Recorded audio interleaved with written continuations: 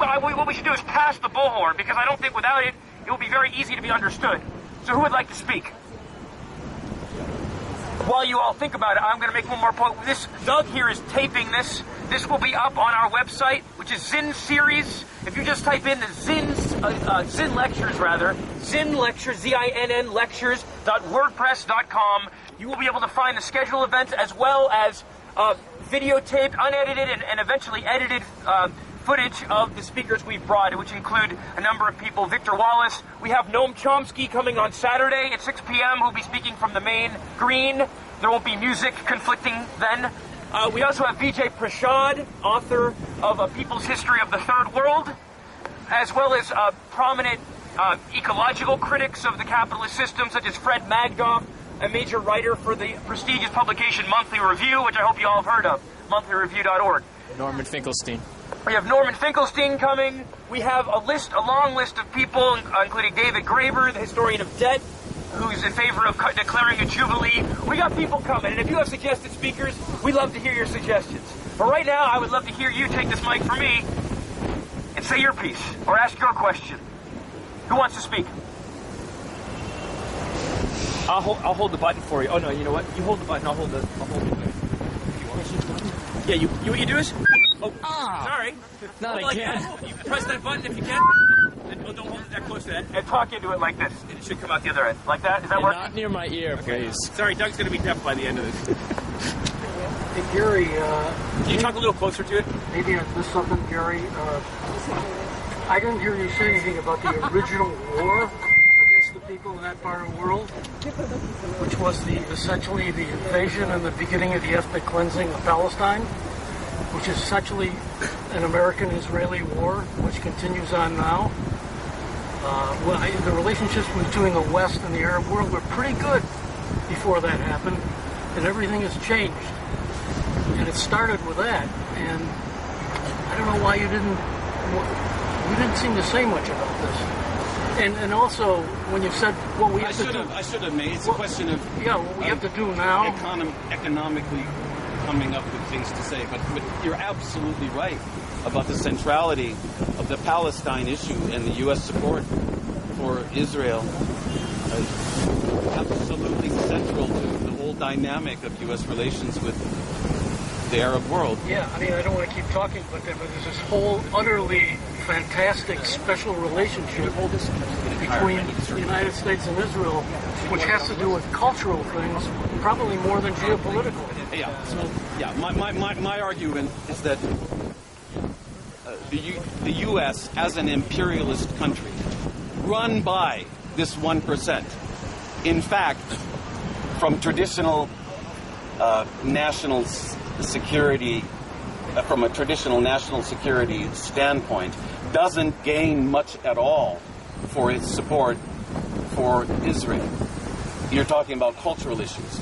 It seems to me quite apparent that support from religious fundamentalists in this country who believe that the current occupants of Israel deserve to be there because of divine plan, that is obviously very important, and politicians respond to that. It would be hard to say it's U.S. corporations that want to support Israel because it profits them, because it really doesn't. But there are some very, very wealthy people who ideologically are inclined to use their wealth towards the Israel lobby.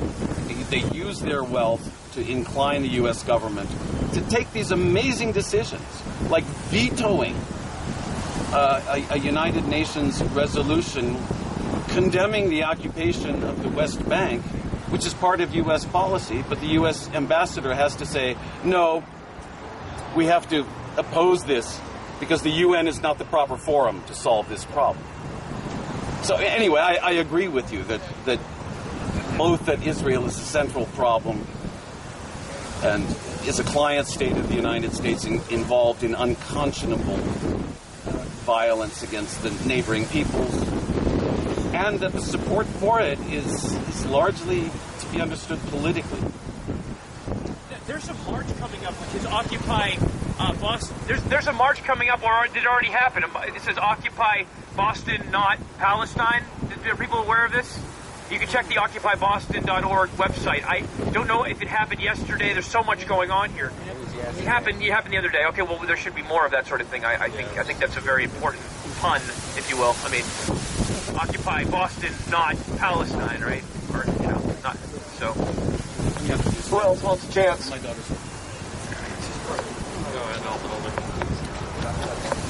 So I just wanted to say there's a group of people in this country, in the industrial war complex, who profit off every war around the world. They're mostly, the biggest one is bankers, who obviously loan money to both sides and then loan money for the infrastructure and collect the interest. So I'm wondering, with that in mind, in your opinion, where do we start to create this list of demands to bring our military home when these people will just profit off the next war and drive us into the next war? Isn't it a complete change of regime that is needed? Yes. Yes. Yes, I don't think it's enough. I don't think it's enough to just demand to bring the troops home to end the wars. Obviously, what we need to do is to demand a whole change of structure, a whole different type of system. I agree completely. I'd like to see the monetary system taken out of the equation and a new system born. I'm not sure how that's accomplished, but we have the resources to do it, and that's a start. We just need people. Sorry, go ahead. You're fine. No, go ahead. I think that was what was on my mind, so. Sorry about that. I want to hear other people jump in there. Oh, yes, please. Yes, Professor, what is going to happen now to Libya? Did you have more? Well, I understand today Muammar Gaddafi was killed, and that's been substantiated. It's the thing about Libya that's so curious to me is that Sarkozy and Cameron decided to promote this intervention without a whole lot of knowledge about who is the opposition to Gaddafi. And also, it took place in a context in which Gaddafi was on good terms with the West. Not only had Berlusconi met him and kissed his hand, not only had Tony Blair made repeated visits to Tripoli to make commercial deals with Britain, but Richard Pearl, on behalf of Vice President Cheney, had visited Gaddafi twice after 2003 and basically said, hey, we can work with him. So why it is that suddenly the Western countries attacked Libya, that's something to think about. My feeling is that here was an opportunity, and it looked like he was gone, like he was weak, and so it would be possible to intervene with NATO to bring him down, and then to pronounce France in particular as the friend of the Arab world. And recall that when NATO became involved, Sarkozy in France initially didn't want it to be involved officially. He wanted it to be a Franco-British-American operation, but not a NATO operation. Why? Because he says NATO has a bad reputation among Arabs because of Iraq and Afghanistan. But then Obama was brought in. Obama was not the backbone of this effort. Rather, somewhat hesitatingly, the U.S. was brought in. The U.S. Secretary of Defense actually was saying a month or two before this, you'd have to have something missing in your head to propose going to a war with another Arab country. But it happened. And I think it was a way of the U.S. asserting to its NATO allies that it has to maintain leadership. Not that enthusiastic about the project, but it wanted to be, if it's going to happen, the U.S. wanted to be, to take a leading position. What's going to happen now? Nobody knows who this group of so-called revolutionaries is, and they've already fallen to fighting among themselves. So it could be a long, drawn-out, unpleasant kind of conclusion rather than the smooth transition to a pro-Western entity that can be called a democracy. Because my idea is because Iraq is going to be free of the military from U.S. and the military is put in another place, which is an Arabian place, but have the oil.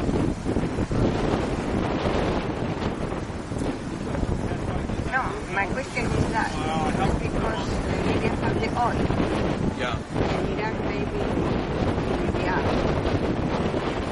There means no place to occupy. To be with the oil, whatever will be. The corporations will manage that. Okay. My idea is what you say. Yeah, I think you're right. I think the oil companies are right now scrambling for advantage in Libya. As for the deployment of U.S. forces in Libya, as they're removed from Iraq, I think the political implications would be the political. They will say that Iraq is moving out. Yeah. We move the troops from Iraq. I would be surprised and horrified.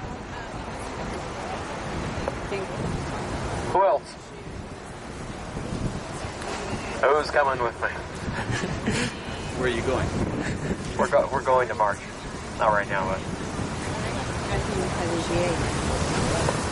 Let me ask you this question. I think maybe it's for the benefit of the crowd more than anything else.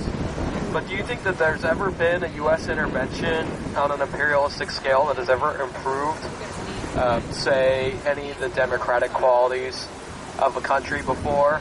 Like, for instance, Iraq now has a worse record with religious rights, with basic freedoms according to women, and so on and so forth. Can you point out any particular U.S. intervention of this variety that has actually been to the benefit of those people? I can't think of any. It's here at the center. Just speak into it. I can't think of any, no. I wouldn't want to say that as a law of nature, whenever the U.S. intervenes somewhere, things get worse.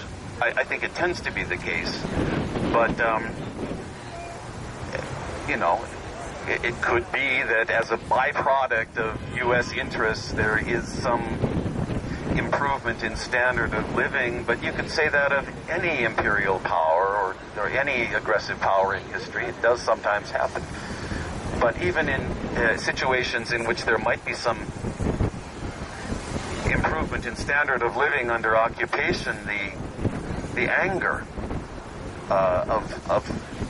and the humiliation of being occupied can override the satisfaction of some marginal advance in living standard.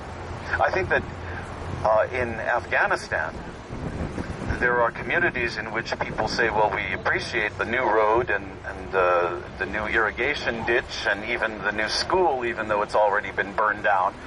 But, we appreciate some changes, but we don't want these foreigners here telling us what to do. Does anybody else have any questions? That will be the price. That is the price. Well, it's 7:01, so that's pretty perfect timing in terms of GA. Okay, the GA is starting 5 minutes ago. 1 minute ago. So, let's give the professor a hand. Thanks for his time and his insights. And hopefully you guys can plug into the Zinn series as we continue. This is just really the beginning, and Leupp, Gary Lee may speak again on follow up with discussions. We'll post the footage of this for those of you who came in late, and we'll edit it probably to bring out the juiciest bits so that we can make it go viral. Because we need this discussion. As I see this space, this isn't just a space to talk, but a space to send up signals and messages out into the world where we can really prompt people to act wherever they are. You know what I mean? It's a space, but it's also a spark. A space, but also a spark. Yeah. There you go. And a big middle finger at the system, too. That's what I see it. Who's speaking on Saturday? And Noam Chomsky is speaking on Saturday at 6 p.m. here at Occupy Boston. Be there. Tell your friends. This will be the moment. We get to get like 1,000 leaflets to hit the crowd. One more thing. So everybody comes to everything else. Okay, just to let you all know, this footage should hopefully be up by tomorrow, if not, hopefully early Saturday. So check out the Zinn page, and also check out other videos that have been posted, such as Victor Wallace, and there'll be Noam Chomsky and others. Thank you. Thank you all again. Thanks.